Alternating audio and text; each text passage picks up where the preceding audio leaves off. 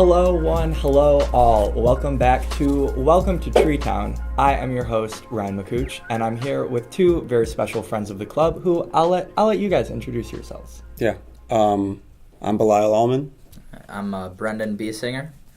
Welcome, guys. Thank you for both coming on. Why don't you guys, first and foremost, before we delve into the schedule and the team itself, which is what we're going to be doing today, why don't you talk a little bit about your relationship with the club? Yeah, sure. My relationship goes back to season one, actually just prior. Mm-hmm. So I was a part of the first internship class of AFC in Arbor, so this was back in 2015, that summer. There I met Billyle Saeed and some other of the owners, Rishi, guys like that. Ended up working for the club the following season and like game day ops, stuff like that. So I've been around the club for a while. I actually stepped away just because career path took me elsewhere, but still follow the team very much, still work in soccer. So I'm just a fan of local soccer, still very much in love with the club. Absolutely. And Brendan, what about your journey? Yeah, I played soccer all my life, and then, eventually just got to the point where I couldn't keep up with the levels that I'd have to go to keep playing. And in 2017, right before all the season started, I wanted to check out AFC, along with some of the other clubs. And I went to the Memorial Day game against Grand Rapids that year and fell in love. Didn't go to see any of the other clubs, and I've been just a fan ever since. Absolutely. Well, first and foremost, we've had a couple of exciting announcements this week in terms of players. Stephen Turnbull will be back for the 2019 season, as will Jordan Montoya.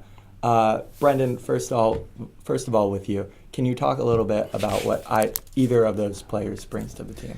Yeah, they're both obviously really good players. I was really excited to find out about Turnbull specifically. 1 goal, 1 assist in 2018, but what he does is more than statistics. He's very solid on the defensive end, so super happy to have him back. Yeah, absolutely. Anything to add in terms of that? Yeah, I mean, Stephen Turnbull's a big highlight, especially in like today's soccer, what you need out of a fullback. Yeah. I'd imagine that he's going to play somewhere along those lines, left or right, and outside back. But you got to be excited about Jordan Montoya too. I think his season last year was hindered a little bit by injury. Yeah. But when he was on the pitch, he was dangerous. So you got to be excited about both. He was stellar. 6 goals last year. That was second most on the team. Yeah. Well, those two will play a key part of AFC. But in terms of who they will be playing against, we have their schedule pulled up. And what I figure we will do is we will go through month by month, and we'll talk about the NPSL season as well as some of the other fixtures. Cool. So first and foremost, we're looking at a jam-packed May right to start. And it opens off with an away day at Michigan Stars, who will be back in the NPSL. Yeah. Now, you know a little bit more about Michigan Stars than we do as a history. Can you take us through sort of their historical battles with AFC? Sure. So Michigan Stars is actually, they're going to return to the conference after like a 1-year hiatus. A year hiatus, correct. They actually are one of the original NPSL teams as far as recent soccer goes. They were based out of Dearborn. I believe they had to move to Berkeley, Michigan. I'm not sure where they're playing their home games this year. I believe so, yes. But they're talented. I mean, they lean on guys from Oakland University, other schools around that area. They always field a good team. I would say they run along the lines of one of the clubs that field a stronger home team as opposed to away, which is kind of something that's common in the NPSL. Yeah. So if they're going to play a home match, which it looks like that's going to be our first away, you got to expect if they can get maybe some college guys cleared to play earlier, you're looking at a stronger side. Does it hinder the squad as a whole to open the season away, or is that nothing to think about? It's tricky, and they have a few away matches in the month of May, and that's without Open Cup being released and stuff like that. That said, it can become a real positive when you get your first 3 points on the road. I believe our club has gone at Milwaukee 2 years in a row to start the season. Yes. They've taken 6 points out of those 2 years. So, I mean, it's trickier to start that way at the beginning of the season. But if you can get 3 points out of your first match, the season goes from uphill to downhill when you get an away win in your first game. So, tricky because of the players perhaps that we'll have available. Yeah. But it's also an opportunity to have an awesome start and get one out of the way. 100%. Well, in terms of following up with that, we have also Kalamazoo as the home opener. And then we have Columbus away on the 17th. That's a Friday.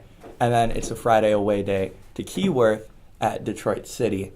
And then we have Michigan Stars at home on the Memorial Day Classic. Brendan, which of those games stands out to you? Obviously, the home opener is a great event for the fans. Everybody's excited the season's back, so that's a big game against Kalamazoo team. We got to play 3 times last year because of the Milk Cup. But also the away day to Detroit City is always a fun one, I think, for the fans and the players. Absolutely. Obviously, last year and the regular season before anyways, we got a couple tight, good results there, and obviously the team will hope to continue that this year. 100%.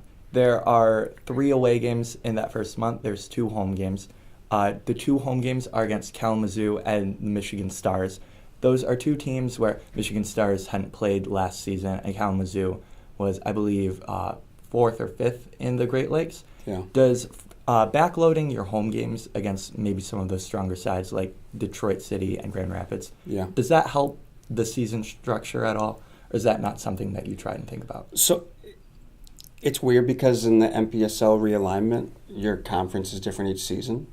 So I think you kind of take what you can get, and we don't have a lot of say in how we schedule which teams. Last year, the season was decided before our last game played. So you just want to get as many points out of the month of May as possible, because you might not even have your first choice team in that month, but you can decide the season and get out to a first place start before the other teams really get their points. So you kind of, not that I'm on the coaching staff and telling these guys how to go, but you definitely got to go for it in this first month and worry about the back half of your schedule later, no matter who's on the schedule.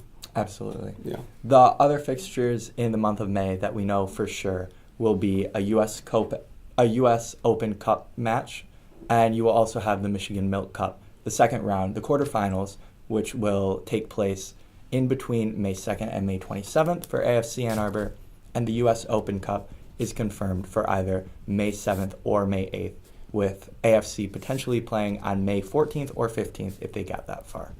In terms of Open Cup contenders that you may see, Brendan, is there any specific teams that you could see taking on AFC? Obvious example would be Lansing Ignite. Yeah.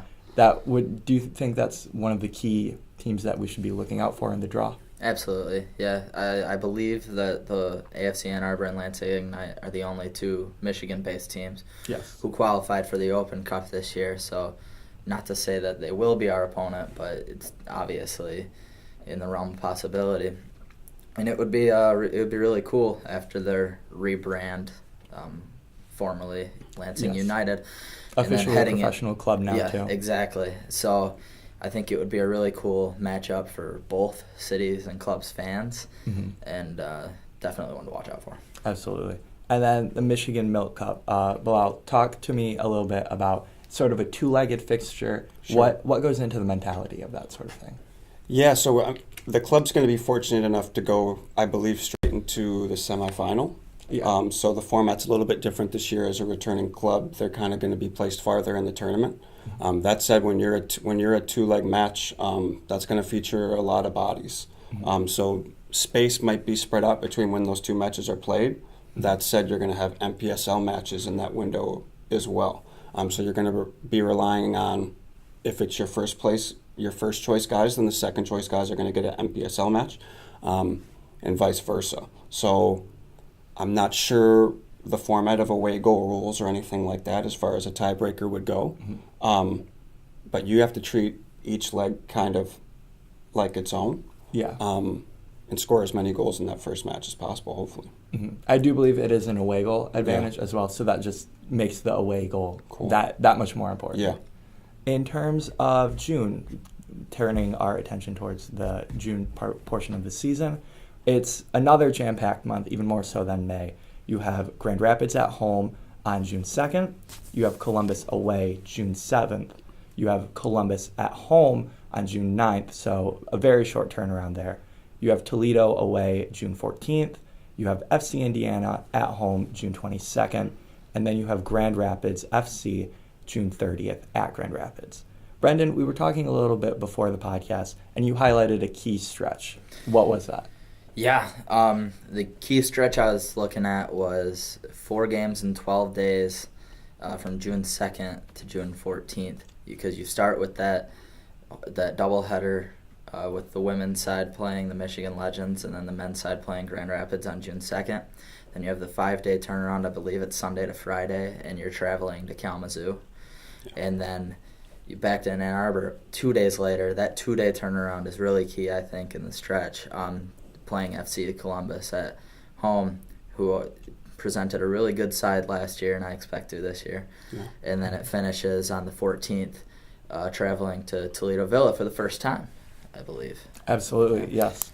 Toledo is an expansion team here, and Billyle, we mentioned Michigan Stars. They've taken a year off, but Toledo is a brand new team from the UPSL.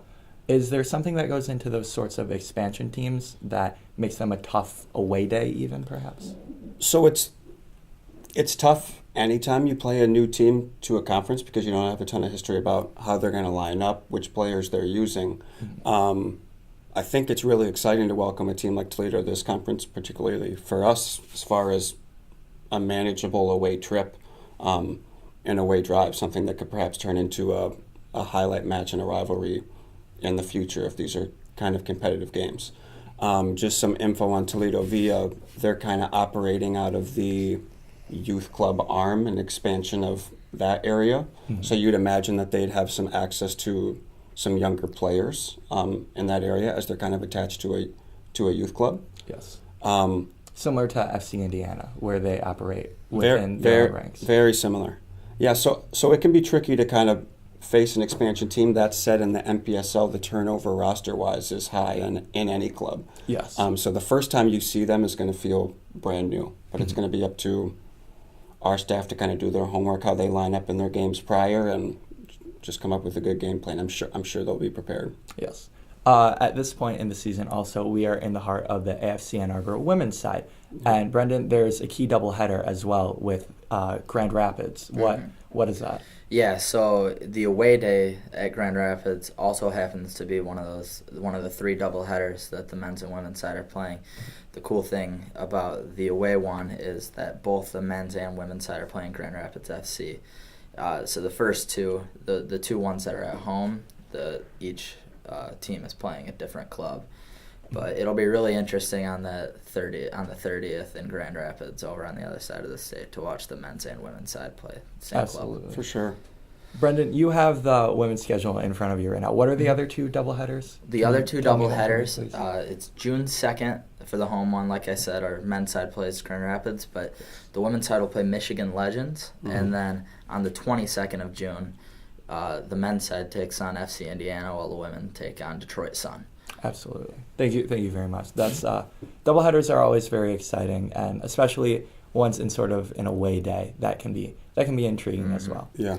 Billyle, talk to me a little bit about Grand Rapids. We've mentioned that they have a very good team.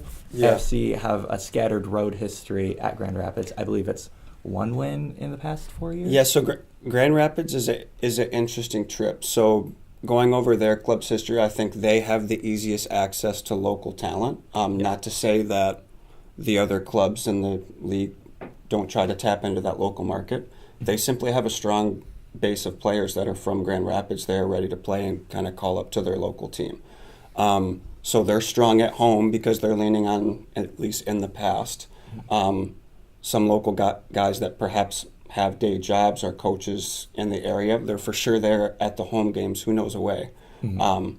But they always feel the strong side at home, and they have a good home atmosphere. I mean, they're not the Detroit City kind of spectacle and amusement aspect. Right. That said, that's a large stadium that's full of fans and families, similar to AFC Ann Arbor. Yes. But their noise makes a difference, and they get behind their side for sure. 100%. They have made many roster announcements as well. They're shaping up as ever to be very strong. Right. Keeping in that sort of theme where you mentioned you can tap into a local pool. Yeah. How much does that help having a sort of local college? That you can see that with Kalamazoo, with sure. West Virginia as well. It helps, mm-hmm. and when I mean local for Grand Rapids, we're talking about guys that are completely out of college. Yes. Guys in their mid-20s that are kind of in that area, ready for their shot come May. Yeah. In contrast to Kalamazoo or even Ann Arbor, where the local guys are still in school, and you have to wait till they're cleared from their college programs and they get the thumbs up to go. Yeah. So I think this is where Grand Rapids gets a heads up because, and again, this is in the past, so they might line up a little bit differently. But they're leaning on guys locally that are ready to play from day one, and they can get after it in training in the first month with the same guys that are going to be there in the season at the end. That's absolutely key in terms Yeah. of composition. Yes, Brandon? Yeah, so in years past then, if they have that type of system, Yeah. would both the fixtures being in June Yeah. kind of allow, not for an advantage for AFC, but almost catching up to Yeah. get their first side guys? Certainly. So I like that we play them at home first. Yes. So you're going to scout these teams no matter what before you play them. But you get a crack at them at home at our home field, and then you can game plan from there for the away trip, which I'm sure will be a pivotal point in the season. So as far as players and lining up, I don't think it's a crazy advantage for us or them. But I like that we get to see a club like that at home first, and then take what we've learned and try to apply it in the away trip. We are, in baseball terms, they call it the dog days of summer. Yeah. Do they feel that in soccer too as well? Sure. Yeah. Even so, though it's a short season, Yeah, it's- sometimes still tired legs. Yeah, tired legs for sure. And like you mentioned, like 2 games in 4 days is tricky. It's almost like a D1 college schedule where you might have to play a Friday and a Sunday. That's not normal. Right. So fatigue is going to set in for any club. I think we have trended, especially towards the international players that we're bringing in, even though they're not in school, they are younger. But if you're going to make an Open Cup run and you're going to play in the next round and you're going to play in the next round of the Milk Cup, you're going to have tired legs, for sure. Absolutely. Well, after June, we have 3 games in July. You have an away day to West Lafayette to take on FC Indiana. That's a weekday, a Wednesday at 6 p.m. Yeah. Is that a troubling fixture, or a troubling time, I should say, to play a game? So I think, and it's funny you mention this because we're both like Michigan basketball fans too. Yes. So like when I look at U of M hoops is going to go on the road, Mm-hmm. but then they have a road game that's an earlier kick. I think that's an advantage for the away team because that gives students or fans less time to get there, especially on a weekday. Yeah.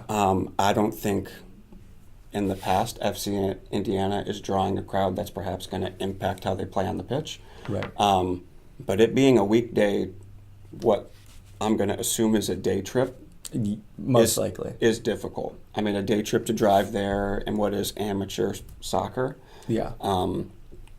that's an advantage for the home team. We've gotten points there in the past. That said, a midweek away trip is going to be tricky. Absolutely. I think FC Indiana, having looked at their schedule, they have several of those weekday trips. Right. So are welcomings, I should say. Yeah. But then AFC closes with 2 home games. You have July 7th, you have Detroit City, and you have July 12th against Toledo Via. Yeah. Brendan, can you take us through those last 2 games? How important is it for a team to finish off strong at home?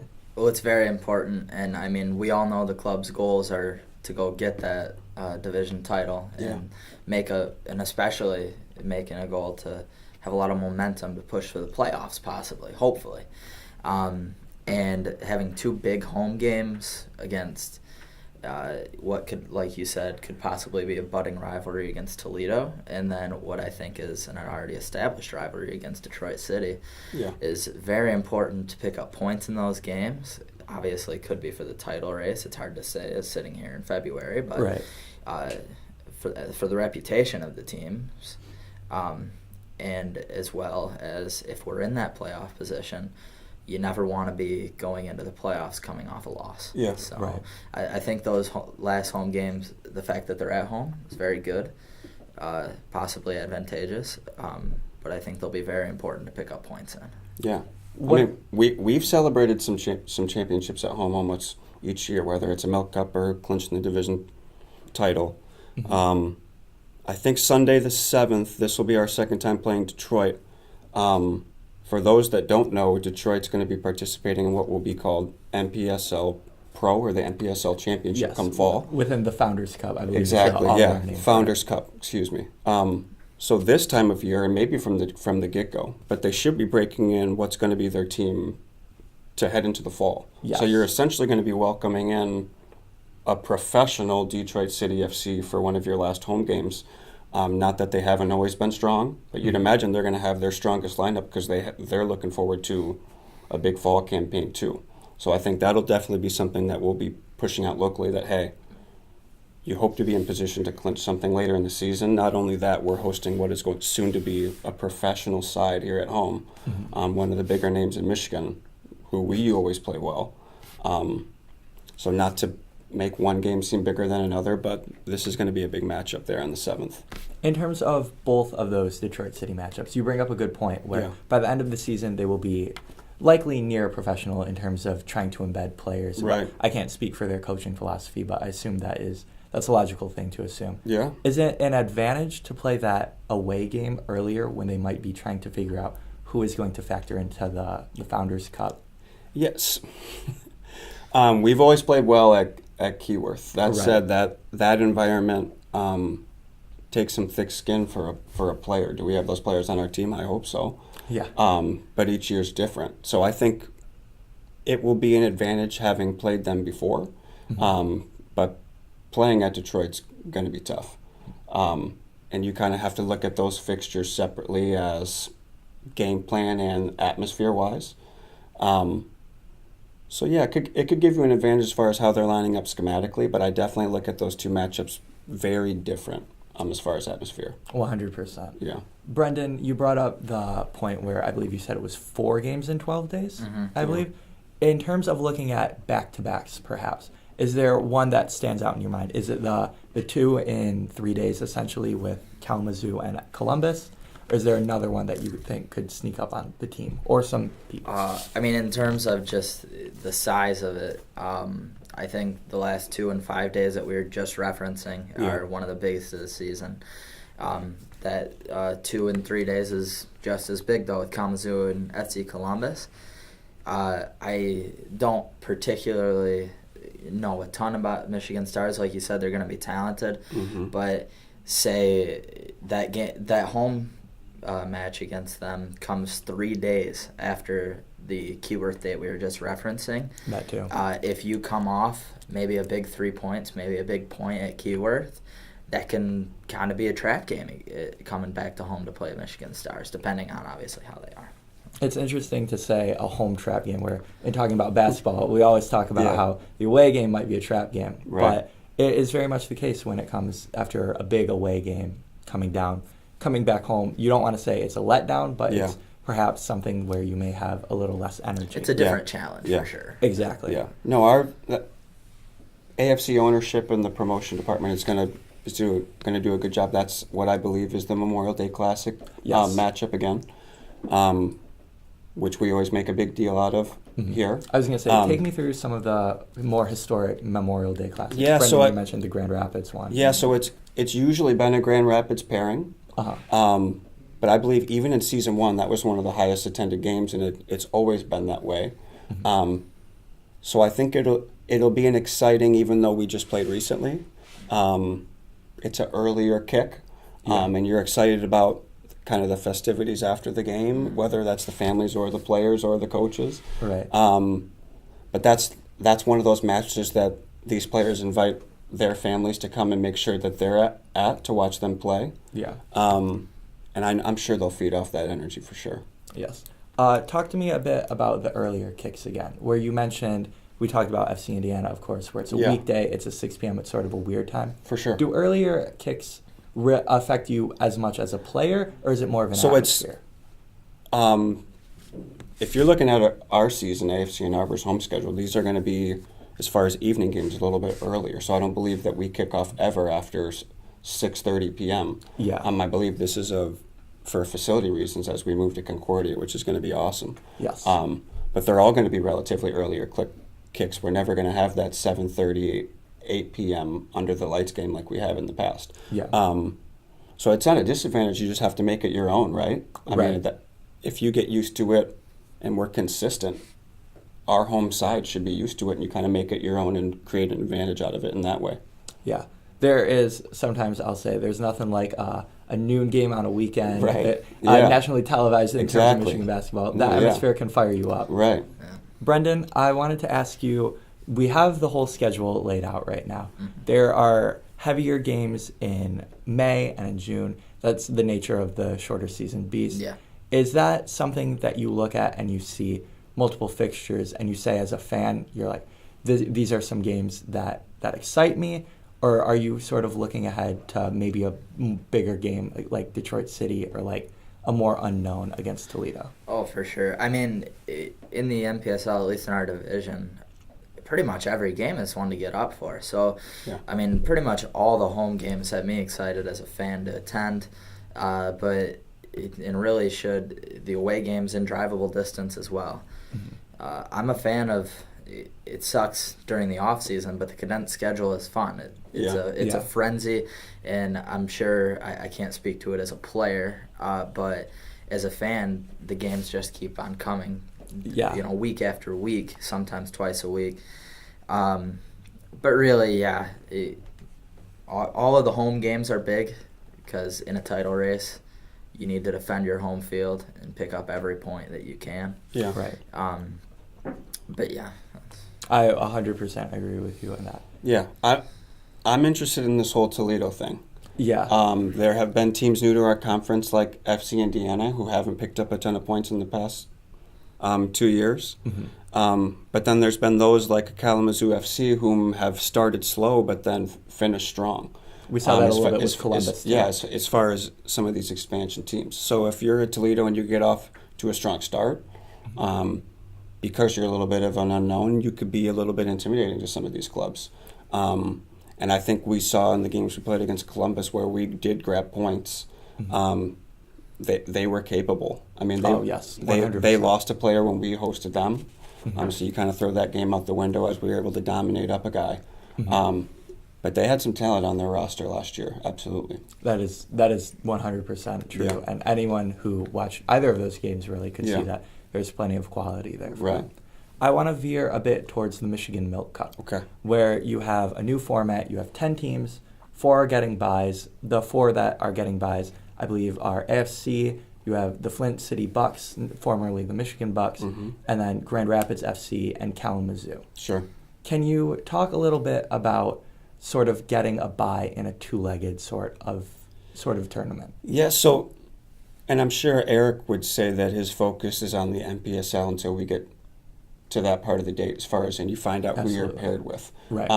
So I don't think he's even going to educate our players on what's going on in the early part of the Milk Cup because why would you? Right. You just kind of educate them on your upcoming opponent because there's a trophy involved once you get there. So the soccer culture in Michigan as a whole should be really excited about the tournament. That said, I don't think that our club will focus too much on their Milk Cup pairing until you know who your opponent is.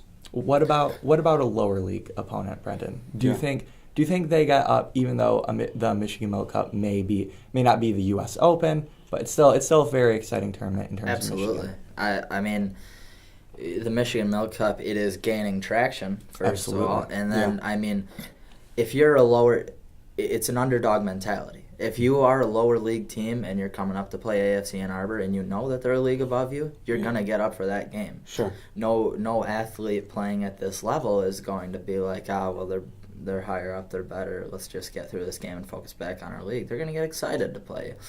And so absolutely, I think you definitely got to worry about those teams playing their best games against you. Yeah. I mean, you're going to script it whether you're a fan of the lower team or the higher team as far as leagues when you look at it. You're going to script it in a way that gives you an advantage. Yes. But when it comes down to it, these are amateur sides, whether it's PDL, which will now be USL2. USL League 2, yes. When it comes down to it, it's going to be Ann Arbor versus this city in Michigan. And it's going to be a big game no matter what. Last year we faced Lansing, who was a PDL side. They had an awesome season. Some would say the PDL is one of those stronger leagues. It was Ann Arbor versus Lansing, and there was history there. Right. And I don't think that the teams on the field will read much into it. It'll just be more for the fans to kind of paint it that way. Yeah, Yeah. that's a big part of sport culture as Yeah. well, all about the fan. Yeah. In terms of travel there, you have sort of a loaded May, as we've seen. You have 3 away games, including a tougher trip out to Columbus. Do you want to avoid a team in Michigan that might be a bit farther drive, like BIHGR? They're out in Grand Rapids, of course. Right. Do you maybe want to avoid them for a closer Force FC, perhaps? Yeah, I mean, you do. The goal is to host. Yeah, I mean, and I know our staff and ownership loves to host their games, whether it's playoff in the NPSL or Milk Cup, things like that. But you'll deal with how you're drawn. I mean, it took what I believe was extra time at Kalamazoo last year in a Milk Cup to advance that far. Going to Kalamazoo on a weekday in what was essentially a brand new tournament is not ideal for a coaching staff. That said, there's a trophy involved. There's a cash prize involved. Right. So you'll deal with that trip.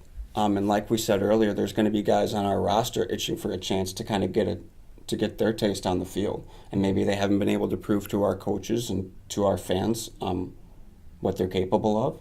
And maybe it takes a one-off like this away at Kalamazoo, where it's not streaming, or away at one of these lower league teams where the game's not streaming. There's not people watching, but if you bury a goal that helps us win, it's all about the performances. You've broken into the team there, so for sure. Brendan, Flint City Bucks used to be Michigan Bucks. You are from the general Flint area. I am, Can you talk a bit about the soccer culture in Flint as a whole and what them moving means to the city? Yeah, it is funny because I talked about this with you last year. I said, if Flint gets a team, I don't know, it's going to be weird.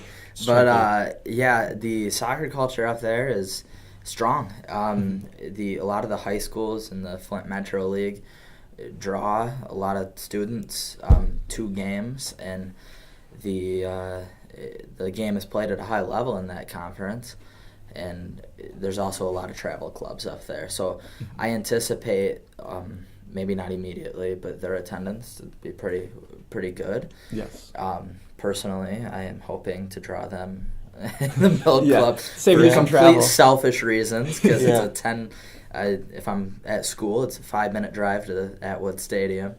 But I think they'll succeed in the long run. Yes. I do. Yeah. In terms of sort of these lower league sides, as we've talked about, we mentioned Toledo is coming up into the NPSL. Do you see the sort of incentive for lower sides perhaps to join the NPSL? The NPSL, it depends on what your club's goals are.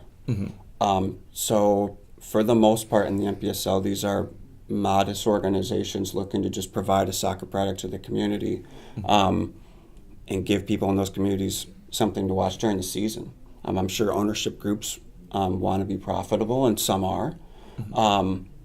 But the NPSL at least provides you a framework of even scheduling and a conference to hopefully create some local rivalries to present to your fans. I know AFC and Arbor's benefited from that. Yes. And I'm sure that's what most of these clubs are looking for, is just to provide some consistency to their fans that you can then market and kind of create some narratives for your fans to get behind. In terms of the NPSL as a whole, the Great Lakes Division lost Milwaukee because they will be partaking in the NPSL Founders Cup as well. Yeah. That trip out to Milwaukee, I had Eric on the podcast, and he mentioned it was a fun trip where they'd go overnight, and it's the first away day, first regular season game at all. Is that something that you could see is sort of a disappointment to lose out, or is that something where it's saving you a Friday travel trip? Yeah. So you got to this is similar to why you ask if lower league clubs want to join the NPSL. So you got to consider the budget that's involved in running a team like this. So I'm sure our ownership won't miss that trip at all. Considering what you have to spend to kind of put your players in position to get a result. Team building wise, it's fun. I mean, whether you're in youth soccer staying overnight at a tournament with your friends, or you're in college in this amateur semi-pro level, those away trips are where you bond as a team. So I'm sure we'll miss it in that regard. That said, this is year 4 for Coach Redlin, 5 for the club. Right. He's been in the NPSL with Lansing before. He's going to find ways to team build with this group outside of a long overnight trip like that. So we'll get creative. Yeah. But I wouldn't worry too much about it, and I would imagine we'll save some resources for other things in avoiding that trip too. Absolutely. With that, it also means I believe 7 of the 8 teams are now located in either Michigan or Ohio. Yeah. So that saves a ton of travel, not just for sure. the players, but for the fans as well. Yeah. Brendan, you have, as I mentioned, you have the women's schedule most handy out of any of us Yes. 3. You mentioned the doubleheader at Grand Rapids. Mm-hmm. Can you talk about sort of an away doubleheader where you see sometimes collegiate basketball team. We're going back to college basketball references here, but you'll see a women's and a men's side. Mm-hmm. They'll do a doubleheader there, but very rarely do you see it with the same team. What do you think could that mean to fans traveling, or perhaps the team as a whole? I think the fan experience is going to be really, really cool because you're going to have the same set of fans sitting through both games, the Main Street hooligans cheering through 180 minutes over on the away side. And forgive me, I don't know the name of their supporters group, but you know what I mean. Exactly. And I think it'll be a really cool experience for the fans. Obviously, I never played at this level, but I imagine it'll be cool for both of the teams as well. You know, kind of a camaraderie thing. We're all donning the badge of the Mighty Oak and all we're playing the same team. Yeah. So I have to imagine that it's very cool. And obviously, from an ownership standpoint, you're sending everybody to the same place. So I'm sure that's nice too. No, yeah, I mean, you got to be excited about it if you're a traveling fan, or we're hosting one of those double headers. Mm-hmm. What you hope to do is logistically is avoid those distractions for the players themselves. So are the men and women going to travel to that game together? Right. Are they not? Are they going to have to share a locker room? Is one team going to have to get out of there soon so the other team can hustle in? Mm-hmm. You can kind of control those variables in a home game, and in an away game you can't. Yeah. Little tougher there. Yeah, so it's got to be really exciting to go and see one of those games if it's at Grand Rapids or wherever we're going to get a doubleheader in. 180 minutes of soccer sounds awesome. Yes. It might be a little bit of a project for our dual coaching staffs in a game like that, a doubleheader like that, to manage. But then you feed off the energy and get the most out of it on the field for sure. The final competition that AFC are involved in that we haven't really touched upon is the U.S. Open. Yeah. That's always a big deal for amateur clubs in terms of getting a chance to play with the big boys, quote unquote. AFC are 0-2, I believe, at this stage. Mm-hmm. Can you talk a bit about the history of the club within the Open? It's season number 3 in a row, I believe, that they'll be in the Open. Yeah. And what do you think could see changes? So it's an accomplishment to be in the Open Cup. 100%. Records. This is the longest standing competition in the U.S. Mm-hmm. That said, I don't think it has gained a ton of traction until very recently. Right. But it's exciting. I would say 2 years ago we played a super tight game against the Michigan Bucks. Mm-hmm. That was at Ultimate Soccer Arenas in Pontiac. That game could have gone either way. It didn't go our way. And then last year was a little bit more lopsided of a match, but it was a little bit strange as it was kind of a one-off match to play at EMU. Yeah. This was a team from very far away that how do you do homework on? And they just came here and played better. And you're always going to get matches that are tricky like that. This year you have to imagine that you're going to be paired with a Lansing Ignite. Otherwise, a club like ours would have to travel for their opponent, is how I would imagine our options look. I believe I was doing a bit of research into that. Dayton is a club that is close by, and Des Moines. Sure. But other than that, there are multiple teams that have... I mean, I'm selfishly, like you mentioned earlier, you're from that Flint area. Yeah. I'm born and raised in Lansing. That is a club I haven't been able to root for because of us sharing a league. Them taking this kind of rebrand and next step into USL at least allows me to follow their club. Right. I'm always going to be an AFC and Upper fan, but I can at least now follow their club in a positive manner. Yeah, with a clear conscience. Yeah, until we play them. Exactly. And I think we would love to host. It would also be really cool to go there and play at Cooley Law School Stadium and be a part of what they're trying to build. Mm-hmm. When it comes down to the U.S. Open Cup, you just want to get a result. I mean, to beat one team that's perhaps viewed as stronger than you, and then get to play a team in the next tier, would be groundbreaking for our club on and off the pitch. Brendan, what's that like for you as a fan?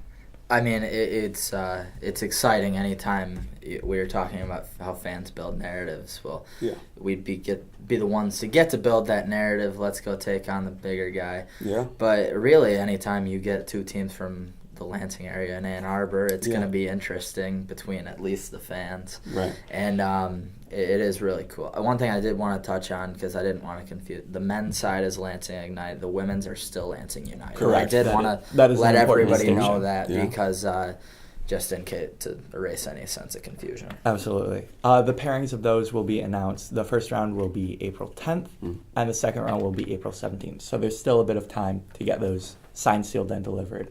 But it is coming up close. I have one final question for you in terms of the scheduling. We have the schedule layout. If you had to circle one game on the calendar, what one would it be? You can go first. Oh, thank you.